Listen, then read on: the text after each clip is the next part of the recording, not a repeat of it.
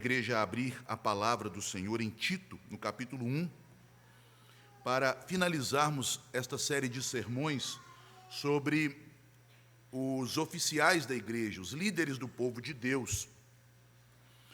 Nossa Constituição também sabiamente, no seu artigo 111, parágrafo único, orienta que as igrejas, o ministro da igreja deve instruir os crentes sobre os ofícios da igreja, suas qualificações e papéis, antes das eleições, durante 30 dias, durante um mês. E hoje nós completamos este ciclo de um mês, com a quarta pregação a respeito deste assunto. E terminando esta série, nós vamos ler hoje dos versos 9 a 11. Embora na nossa tradução eles estejam divididos em perícopes distintas, é importante lê-los em conjunto, porque eles trazem uma unidade de argumentação e de pensamento. Diz assim a palavra de Deus em Tito 1, dos versos 9 a 11. Apegado à palavra fiel, que é segundo a doutrina, de modo que tenha poder, tanto para exortar pelo reto ensino, como para convencer os que o contradizem, porque existem muitos insubordinados, pauradores frívolos e enganadores, especialmente os da circuncisão. É preciso fazê-los calar, porque andam pervertendo casas inteiras, ensinando o que não devem por torpe ganância. Oremos. Pai bendito, nesta hora em que haveremos de meditar na exposição da Tua palavra, nós pedimos, ó Pai, que o Teu Espírito Santo nos ensine, que a Tua palavra seja fielmente pregada, não segundo opiniões de homens, mas segundo as sãs doutrinas, a palavra fiel, como acabamos de ler, e que o Teu Espírito a aplique eficazmente no coração do Teu povo, para a edificação da igreja. Que a palavra do Senhor, que é profética, por causa de sua origem, já que foi revelada aos apóstolos e profetas, ela seja ouvida pelo teu povo, não como palavra de homem, mas como palavra de Deus. E que assim nós sejamos, ó Deus, inclinados a nos apegar a ela com fé. E por meio desta fé, cresçamos em graça, cresçamos em maturidade, cresçamos como igreja do Deus vivo, como casa do Senhor, onde o Senhor habita para nos abençoar, para nos alimentar, proteger, e também como um Pai que nos ama, para nos corrigir, a fim de não sermos condenados com o mundo. Sê com teu povo, ó Pai, é o que te pedimos em nome de Jesus. Amém. Meus irmãos, nós evangélicos, que somos frutos da Reforma Protestante, temos um orgulho santo. Nós nos orgulhamos não em nós mesmos, e não deveríamos fazê-lo, mas nos orgulhamos na palavra de Deus. Esta é uma característica de todas as igrejas evangélicas, de todas as igrejas genuinamente evangélicas. São igrejas que fundamentam sua fé e sua prática na palavra. É aquele fundamento da Reforma Protestante que em latim se chamava sola scriptura, somente a Escritura. A Escritura é o fundamento, é a base de nossa fé. A Escritura é a guia da nossa prática e conduta de vida. Mas, meus irmãos, quando vamos para a prática da igreja, percebemos que todos os homens, por causa de seus pecados, tendem a se desviar da palavra. Os desvios são comuns. Todos nós estamos sujeitos a deixar a palavra, a escanteá-la, para seguir as tendências da época, as tradições que nos legaram nossos pais, os desejos do nosso coração. É por isso também que os reformadores, preocupados com a manutenção da obra da reforma, que era colocar a palavra como guia, mestra, como governo da igreja, eles não apenas advogavam, defendiam o princípio do sola escritura, mas também eles defendiam o princípio de que a igreja reformada deve sempre se reformar. E com isso eles queriam dizer que uma igreja, por mais bíblica que ela seja, ela sempre precisa voltar-se para as Escrituras, para se manter naquilo que ela tem acertado e para consertar naquilo que ela tem se desviado da palavra. Em relação à liderança das igrejas, nós estamos diante de um dos pontos mais controversos hoje no meio evangélico. Outrora, até 3 ou 4 décadas atrás, as igrejas tinham uma forma de organização de sua liderança bem homogênea. Elas tinham seus pastores e os diáconos. Algumas organizavam de forma ainda mais bíblica os pastores como presbíteros, como um conselho, assim como eram as igrejas primitivas. Mas hoje, esta divergência, esta variedade na liderança da igreja tem nos impressionado. Hoje há nas igrejas profetas, apóstolos, bispos e mais uma infinidade de cargos. Algumas igrejas judaizantes têm pessoas que são rabis, sacerdotes e por aí vai. Vejam que nesta área da condução da igreja e da instituição de sua liderança, há muita confusão no que diz respeito ao ensino bíblico e muitas coisas que são extraídas do mundo para a igreja e que não têm fundamentação bíblica. O apóstolo Paulo, ao instruir Tito, ele deseja, conforme nós podemos ver no versículos 1 e 2, que aquela igreja que começou nas cidades da ilha de Creta, uma ilha no Mediterrâneo, que aquela igreja pudesse ser fortalecida, que a fé dos eleitos, dos escolhidos de Deus, fosse promovida. E para que esta fé crescesse, era necessário que esta fé fosse edificada no pleno conhecimento da verdade, que produz uma vida piedosa, uma vida de temor ao Senhor, uma vida de prática das boas obras. Mas para que esta obra ocorresse e fosse bem-sucedida, o apóstolo Paulo, então, diz que a igreja deve ser organizada segundo aquilo que Deus ordena, como está no verso 5. Por esta causa, pela causa da igreja, pela causa da promoção da fé que é dos eleitos, no pleno conhecimento da verdade, segundo a piedade, é por esta causa, a causa daqueles que têm esperança na vida eterna, em Cristo Jesus, nosso Salvador, que eu te deixei, Tito, aí em Creta. Você deve colocar as coisas restantes em ordem. Você deve, primeiramente, instituir na igreja uma liderança bíblica, uma liderança conforme eu te prescrevi. E a palavra, na língua original, ela tem um sentido mais forte do que uma simples prescrição, porque nós podemos entendê-la no português, a palavra prescrição, como uma recomendação, uma sugestão. Mas na língua original não é este o sentido. O sentido é uma ordem, um mandato, conforme eu te mandei, conforme eu te ordenei. E Paulo ordena e faz isto porque havia nele o espírito de revelação, como uma revelação de Deus. É uma ordem, um mandato do próprio Deus. Deus, em sua palavra revelada e aqui registrada, palavra que temos diante dos nossos olhos, ordena quem devem ser os oficiais, quais as características de sua família e também quais são seus atributos morais, quais os vícios eles já devem ter combatido e vencido, e quais as virtudes eles já devem ter cultivadas em sua vida, de tal forma que elas sejam evidentes para todos. É isso que nós encontramos nos versículos 6 a 8. E agora, finalmente, o apóstolo, após falar de quem são as pessoas que Deus indica em sua igreja, ao colocá-las diante do povo para reconhecerem sua vocação através das bênçãos que ele escolhe na criação de seus filhos, na condução de seu casamento, através também da demonstração de suas qualificações pelo seu caráter ilibado, o apóstolo Paulo, então, trata da missão destes homens. Os versículos de 9 a 11 focam não mais em quem devem ser os líderes, mas o que eles devem fazer, como eles devem fazer e para que eles devem fazer isso. Então, primeiramente, o apóstolo Paulo descreve as pessoas que são qualificadas por Deus para a liderança na igreja, e adiante, a partir do verso 9, ele descreve a missão destas pessoas. A missão que eles devem exercer no governo da igreja.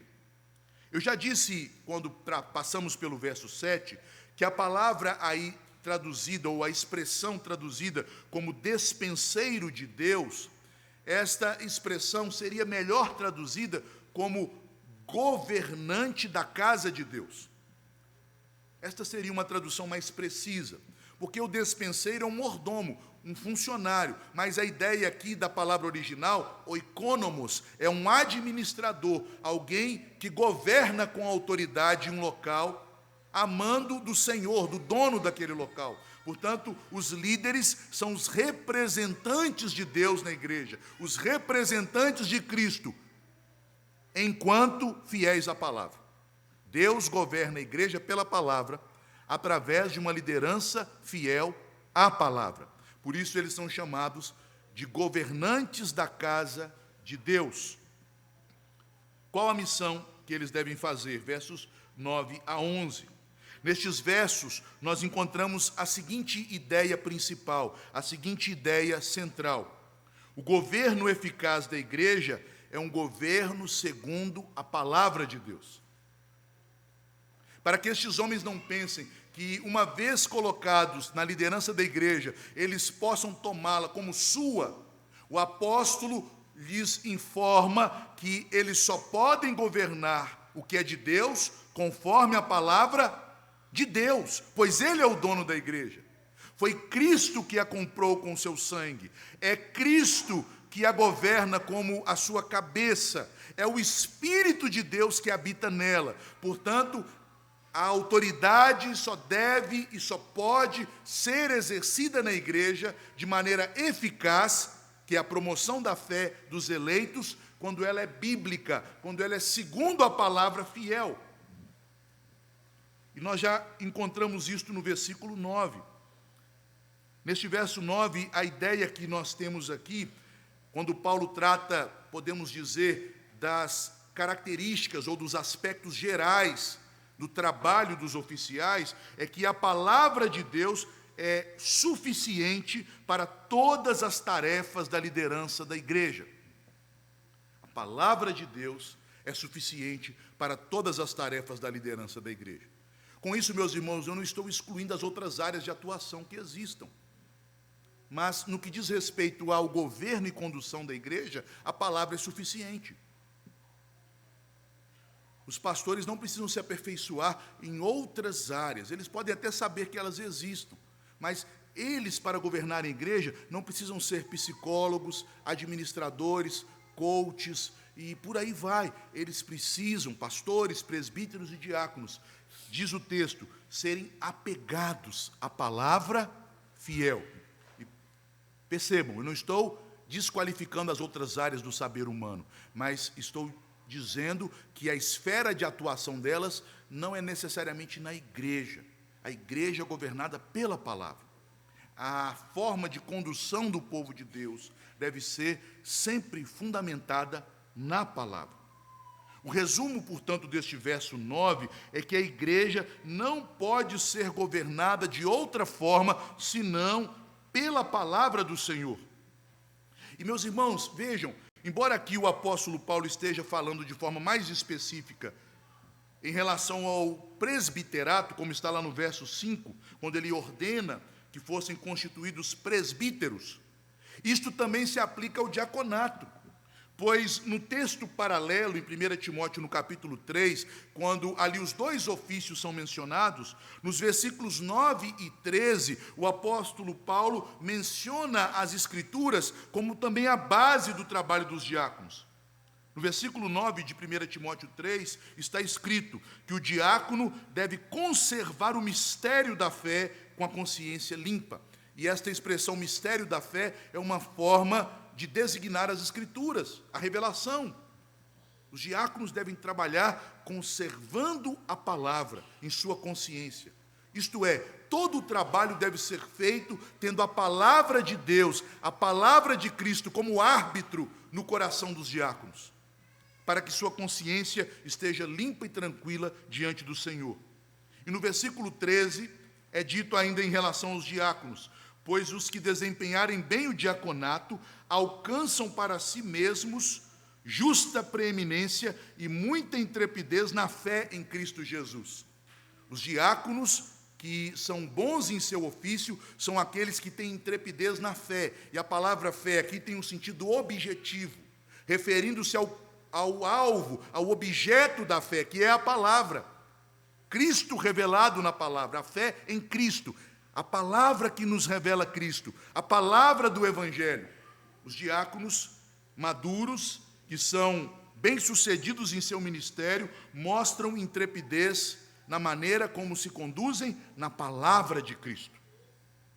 Esta palavra, meus irmãos, aqui no capítulo 1, verso 9 de Tito, é qualificada. Ela é a palavra fiel. A denominação aqui que ele dá esta palavra é que ela é suficiente, ela é fiel, ela é eficaz, ela produz os seus frutos, porque ela vem de Deus, ela é plenamente verdadeira, não há nela engano, não há nela defeito, não há nela falta, ela é fiel. Meus irmãos, todos os líderes da igreja que se apegam à palavra, eles haverão de experimentar a bênção de serem orientados pelo Senhor. Meus queridos, não há livro de psicologia mais profunda para entender a mente dos crentes, para conduzir as ovelhas de Cristo, do que os Salmos. Não há instruções administrativas sobre como lidar com as questões da igreja, os desafios, até mesmo as lutas da igreja, do que a história dos reis de Israel e também as cartas de Paulo. Não há instruções mais certas a respeito do cuidado dos crentes do que os evangelhos. Não há provérbios mais sábios para se conduzir em momentos bons ou momentos difíceis na vida pastoral e na vida cristã do que os livros sapienciais, em especial Provérbios. Enfim, a palavra é fiel. Apegue-se à palavra. Homens apegados à palavra, homens que tomam decisões baseando-se na palavra, homens que meditam na palavra, homens que conhecem a Bíblia, não apenas como se ela fosse um relicário de curiosidades, com conhecimento meramente enciclopédico de assuntos, de datas, de nomes, mas homens que meditam no seu conteúdo e o tornam vivo em suas escolhas, em sua existência, em suas decisões, apegado à palavra fiel. Paulo, portanto, ordena que os líderes da igreja, aqueles que serão escolhidos, sejam pessoas que tenham abraçado cordialmente a verdade de Deus e a tomam com firmeza, se apegam a ela. É o que tem sido chamado hoje no estudo da masculinidade de homem bíblico. Um homem bíblico. Um homem apegado à palavra. Mas que palavra? E aí ele acrescenta. Ele coloca aqui uma oração subordinada que também tem este valor praticamente adjetivo. Esta palavra é fiel e ela também é segundo a doutrina. É segundo a doutrina.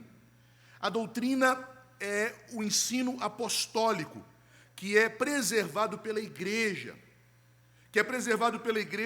por meio de suas confissões, de seus catecismos, de seus credos.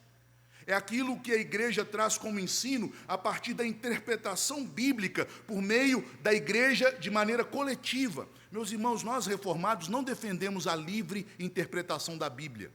Nós entendemos que a Bíblia deve ser livremente examinada, mas quem interpreta a Bíblia é a igreja como um todo, em seus concílios. Porque mesmo os apóstolos faziam isto. Quando eles tiveram dúvidas de qual maneira os judeus deveriam receber os gentios na igreja, os apóstolos, embora fossem homens que tivessem o espírito de revelação, eles se reuniram em concílio, como está no capítulo 15 do livro de Atos, e conciliarmente eles estudaram a Bíblia, a interpretaram e proferiram uma decisão. Esta é a diferença da igreja reformada para as igrejas evangélicas, em que cada crente se julga o intérprete da Bíblia. Meus irmãos, a Bíblia só pode ser interpretada nas línguas originais. Se você não sabe grego e hebraico, você não pode interpretar a Bíblia. Você pode meditar na Bíblia, mas não interpretá-la. E a Bíblia só pode ser interpretada de maneira a produzir doutrina em concílios. Um pastor, mesmo que ele seja um homem muito instruído, um doutor em teologia, ele não pode por si mesmo trazer doutrina para o povo de Deus, porque isso o tornaria um sectário. Alguém que está quebrando a unidade da igreja e colocando em torno de sua personalidade. Mas também nós nos diferenciamos dos católicos romanos, porque os católicos romanos colocam a autoridade dos concílios acima da Bíblia. Os concílios se reúnem para interpretar a Bíblia e podem errar, porque a Bíblia é infalível, os concílios são falíveis. Mas a Igreja Católica diz que os seus concílios, ao se reunirem, podem definir o que é Bíblia e podem definir doutrinas extra-bíblicas, que não estão na Bíblia. Por exemplo, que Maria subiu aos céus. Onde isso está registrado na Bíblia? Em lugar nenhum. Mas a Igreja Católica, em um concílio, se reuniu na década de 60 do século passado e definiu isso como doutrina. E todo crente católico romano tem que crer que Maria subiu aos céus, agredindo a consciência das pessoas a crerem em algo que a Bíblia não nos diz, algo que não é a verdade de Deus. Portanto, o que deve ter um líder? Um homem bíblico, maduro, mas um homem que não se julga o dono da verdade, o dono da única interpretação da Bíblia, um homem que é apegado à palavra fiel, segundo a doutrina, segundo o ensino da igreja, segundo o ensino apostólico. Um homem bíblico, um homem conciliar. Estas são as características dos líderes. Tenho conhecido ao longo da minha vida pastoral homens extremamente capacitados, homens extremamente bem dotados no que diz respeito a seus atributos intelectuais. No entanto, homens sectários, que não são fiéis à Bíblia segundo a doutrina, e por isso eles levam muitos ao erro, conforme está em 2 Pedro, no capítulo 3, dos versículos 15 e 16. Homens instáveis, que deturpam as Escrituras para a sua condenação e também para aqueles que o ouvem. Portanto, o líder deve ser um homem apegado à palavra fiel e também apegado à doutrina da igreja, à doutrina apostólica, ao ensino dos apóstolos, que é transmitido por meio da igreja, que não é o fundamento da verdade. O fundamento da verdade é Cristo. Cristo é o fundamento, 1 Coríntios 3,11. Os apóstolos e profetas são os fundamentos da igreja, Efésios 2,20, Apocalipse 21,14. Mas a igreja é coluna e baluarte da verdade, 1 Timóteo 3, verso 15. Estes são os homens maduros que devem orientar, dirigir a igreja conforme a palavra fiel. Uma pessoa que conhece e zela pela doutrina. Mas vejam, isto haverá de capacitá-los com poder, de modo que tenham poder. Meus irmãos, isso é uma verdade que eu experimento em minha vida. Quanto mais eu me apego às Escrituras e quanto mais eu me apego à doutrina da igreja, mais Deus tem me dado bênçãos em ver a igreja andar pelo caminho certo. Mais Deus tem me abençoado nisso. E esta é a experiência de todos os homens de Deus em todas as épocas da história da igreja do Novo Testamento. O poder de Deus se revela na fraqueza dos homens, pela sua palavra. John Knox, um homem sozinho, preso pela rainha da Escócia, lançado em uma galé, um navio francês, para, agrilhoado com correntes, remar aquele navio, ele orava, e depois de liberto, ele pregava a palavra, e a sua oração, que todos nós conhecemos, era: Senhor, dá-me a Escócia ou eu morro. E a rainha Maria da Escócia dizia: eu tenho mais medo de John Knox pregando do que da armada espanhola. E toda a Escócia foi avivada e conquistada para a causa evangélica, para a causa reformada. O país se converteu. O poder de Deus se revela na palavra fiel, apegada à doutrina. Devem ser estes homens.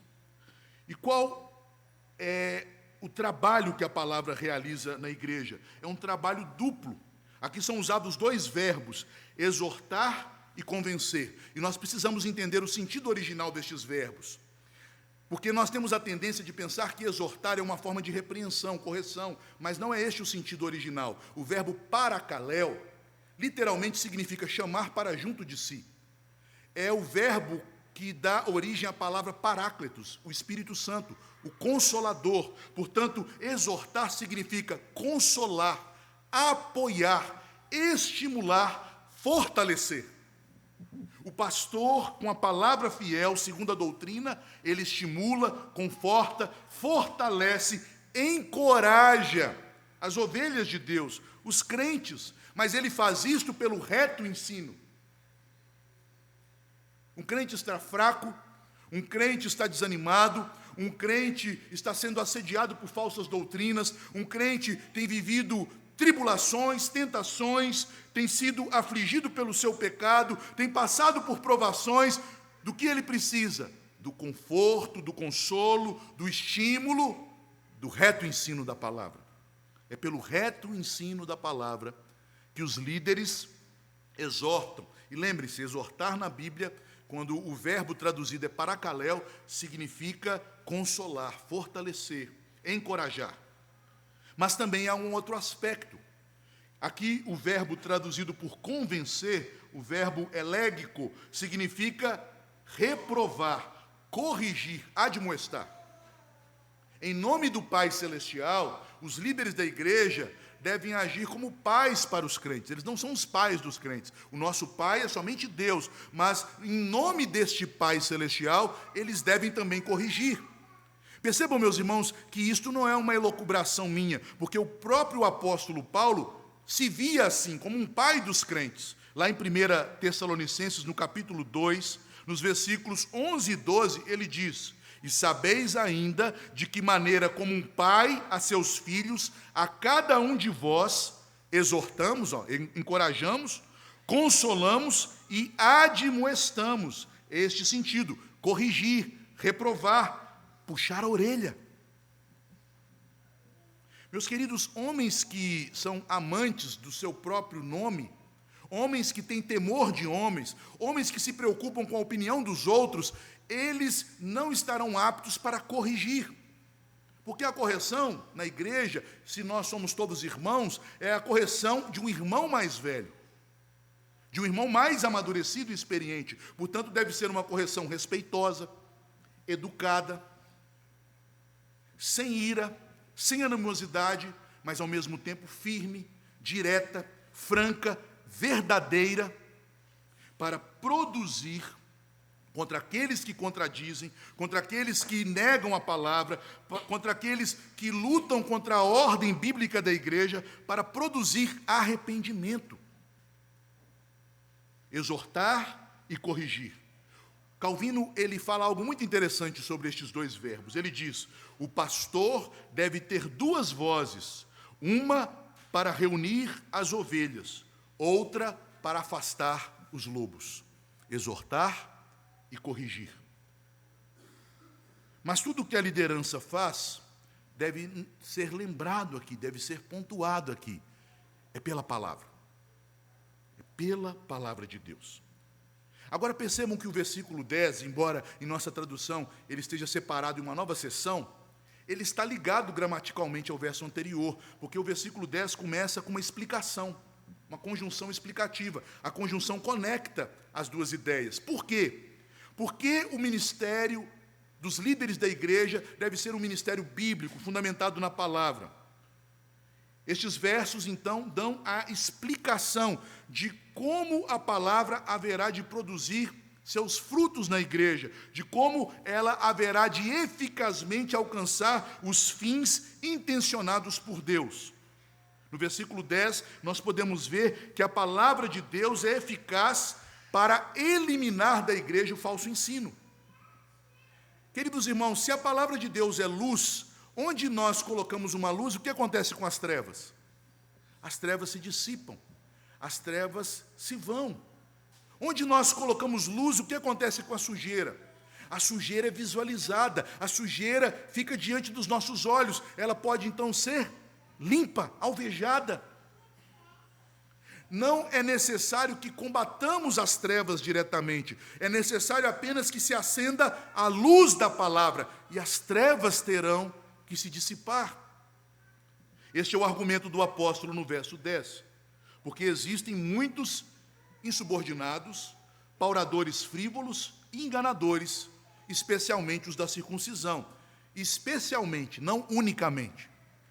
O exemplo que o apóstolo Paulo usa aqui é um exemplo do contexto da igreja nos dias de Tito, que não é o nosso contexto.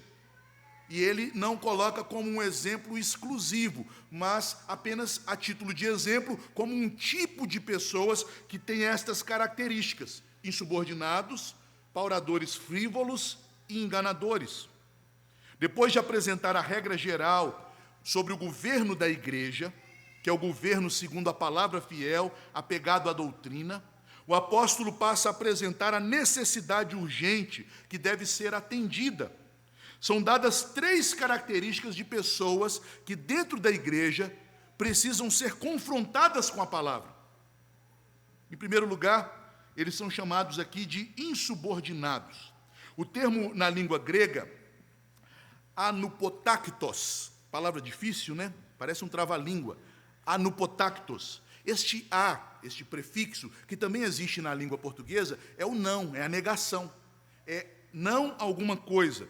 E a raiz, a palavra que é a raiz do termo, significa alguém que está debaixo da ordem de Deus. Então, é alguém que nega a ordem de Deus.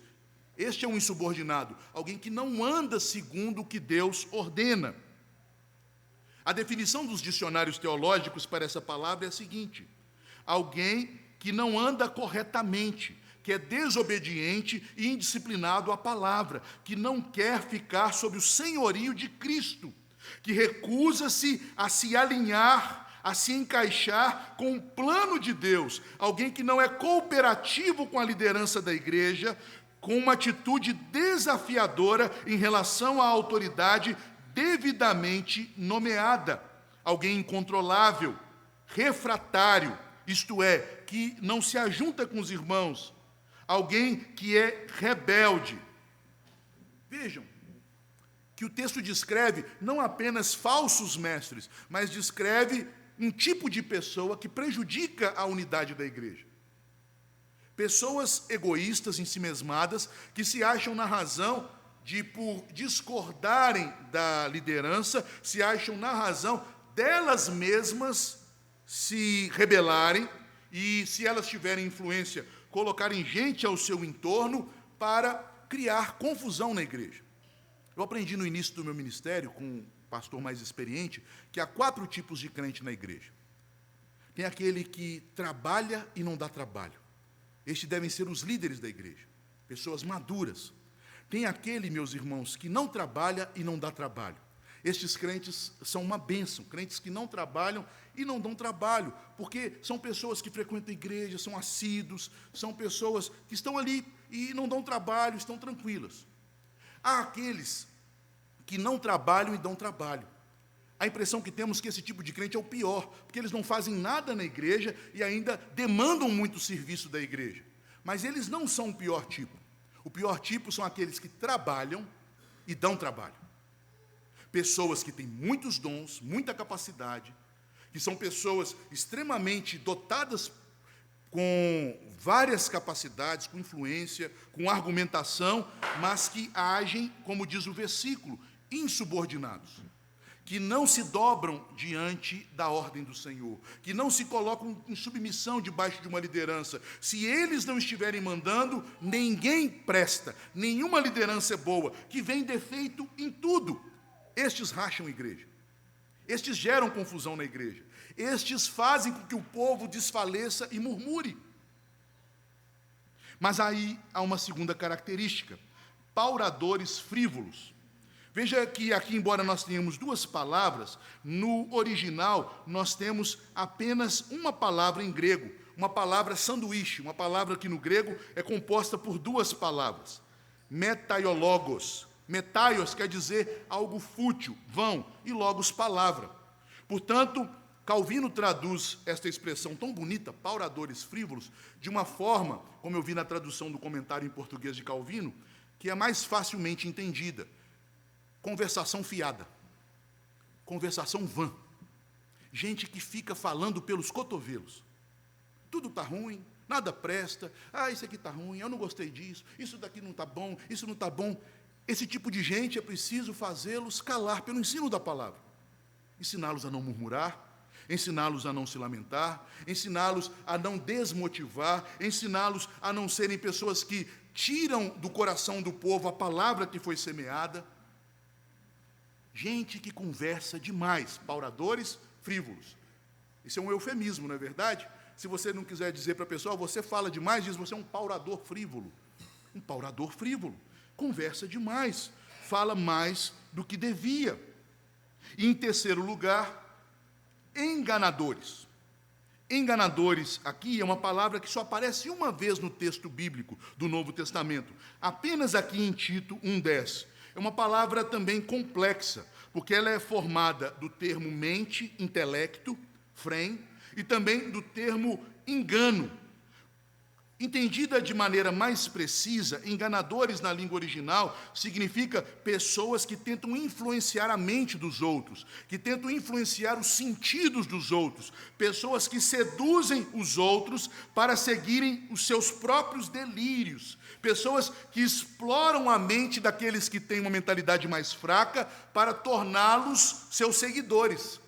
Esses são os enganadores.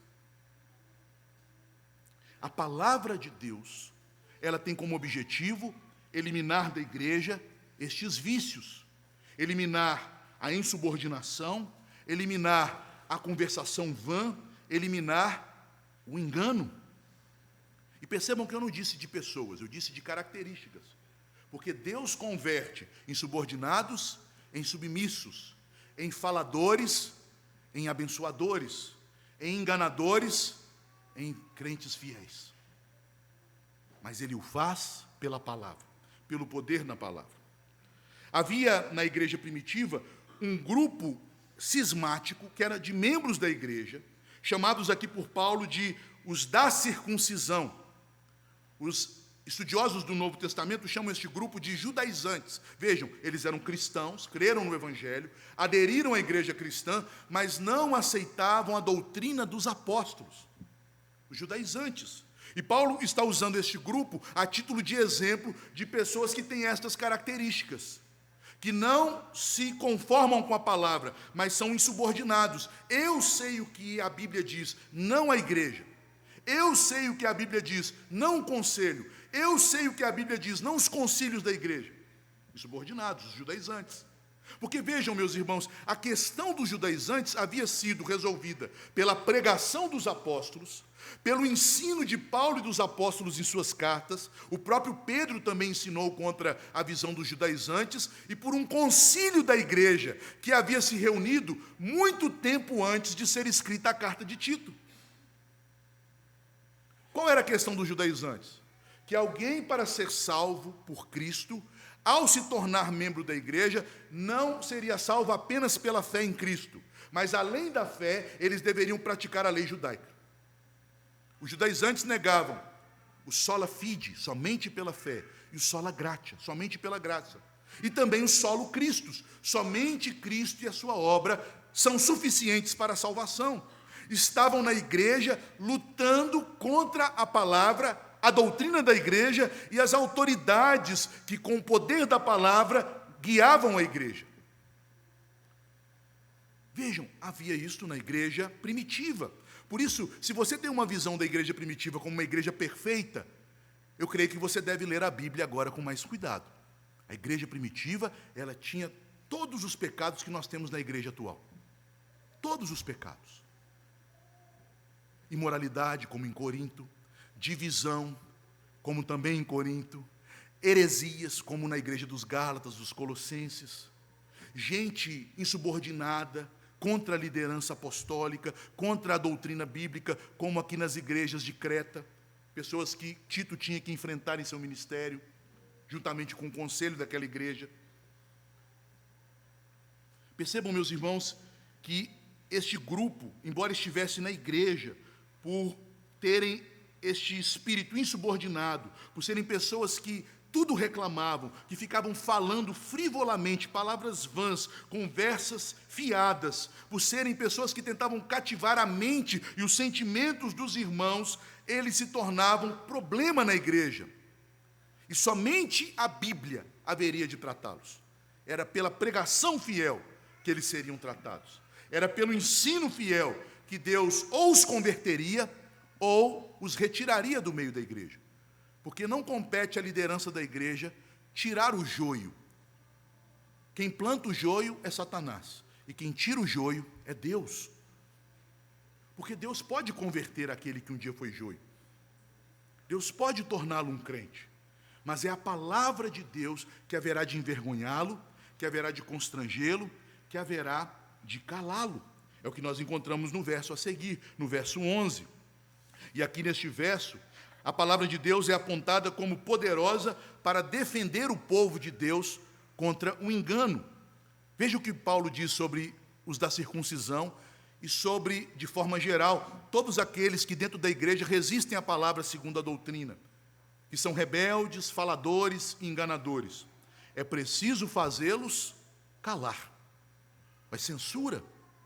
Vejam, meus irmãos, que há um motivo piedoso, um motivo amoroso, para que a palavra de Deus os deixasse sem argumentos, os expusesse e os envergonhasse. O motivo era o interesse pela preservação da fé dos simples, porque andam pervertendo não pessoas individualmente, mas famílias inteiras, casas inteiras estão pervertendo e naufragando na fé por causa destes homens.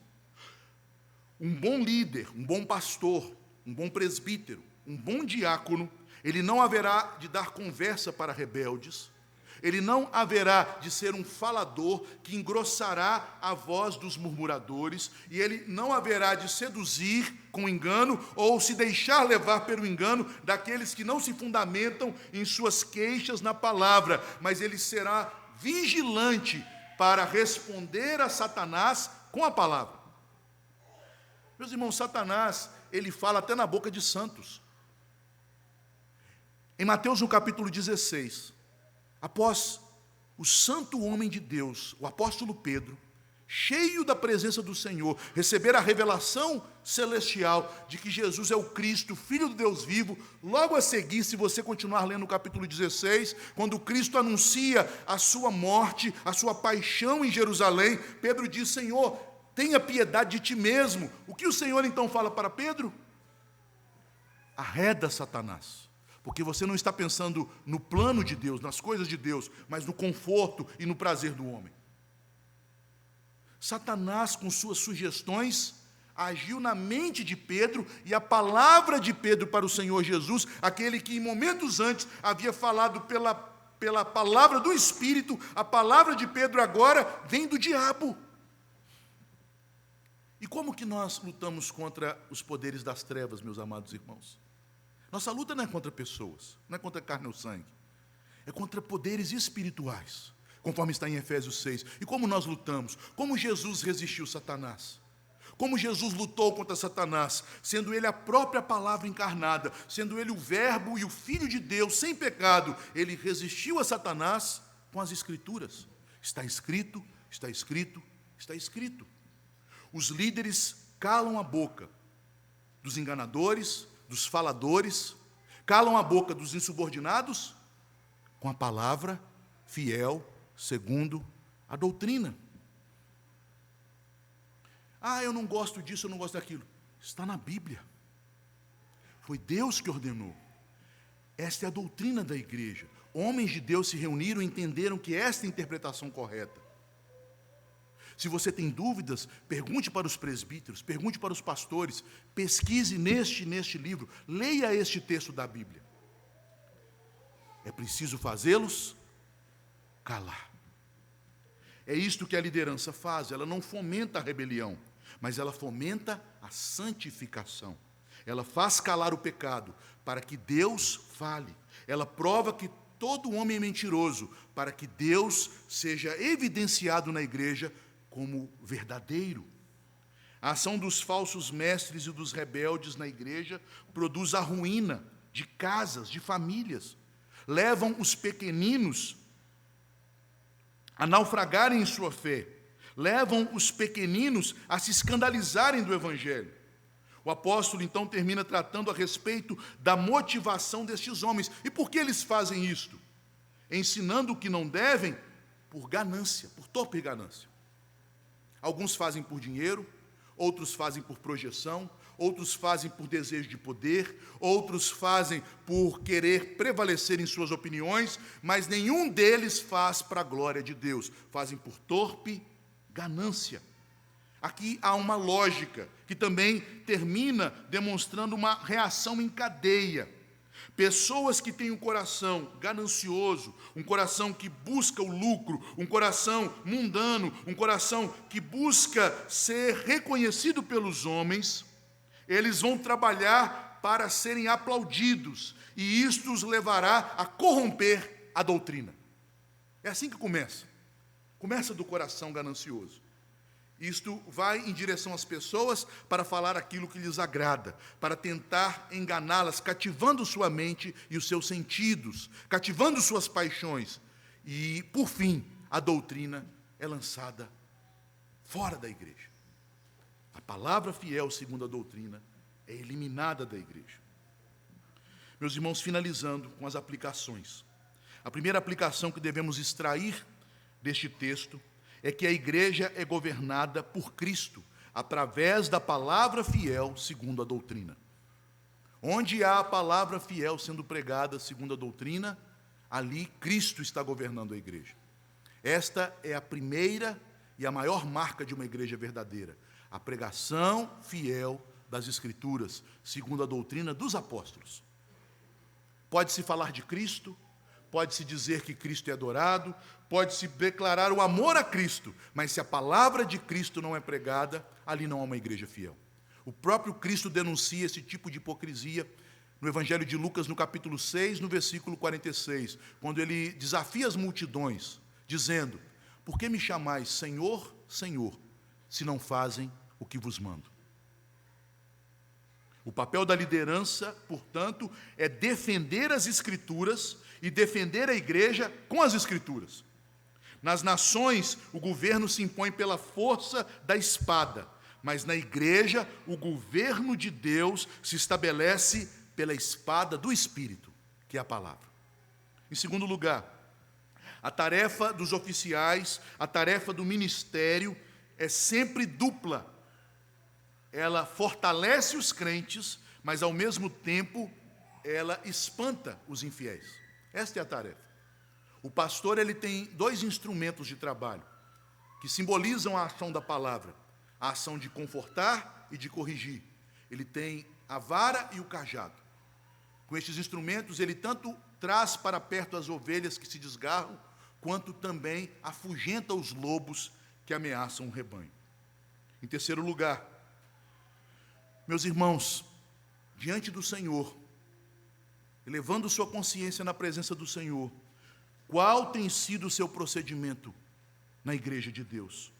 Você pode ser reconhecido por uma destas três características mencionadas pelo apóstolo, que descreve uma pessoa sectária. Você é alguém insubordinado? Você é alguém conversador? Você é alguém enganador, isto é, que tenta convencer outros a aceitar as suas opiniões? Saiba que a palavra de Deus virá contra você. A menos que você se arrependa, Deus te eliminará do povo dele. Nós cantamos isto esta manhã. Veja que no Salmo 1, na última estrofe, nós cantamos exatamente isto, que entre os justos, quando congregados, serão os pecadores derrubados. A palavra salva, mas a palavra também condena. Ela tem a fragrância do Evangelho para aqueles que creem, mas ela também tem cheiro de morte para aqueles que são insubordinados, rebeldes e enganadores. Arrependa-se. Em quarto lugar, a obra da igreja, ela é muito séria. Vacilar no cuidado da igreja coloca em risco a vida espiritual de famílias inteiras. Os líderes da igreja, o pastor da igreja e o conselho têm uma responsabilidade, porque eles vão prestar contas destas famílias, vão prestar contas destas pessoas, vão prestar contas, inclusive, das criancinhas de colo, a quem Jesus diz a Pedro que são os seus cordeirinhos.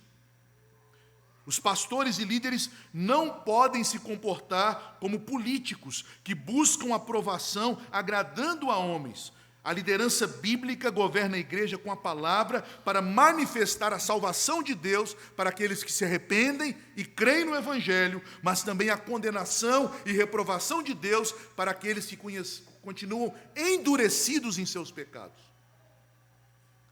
Oremos para que o Senhor produza, pela obra dele, pela sua palavra, uma liderança fiel em nossa igreja, e que através dessa liderança ele nos guie a uma vida santa, uma vida de avivamento na presença dele.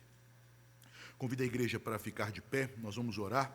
Após a oração, antes de cantarmos o hino final, nós teremos ainda mais um momento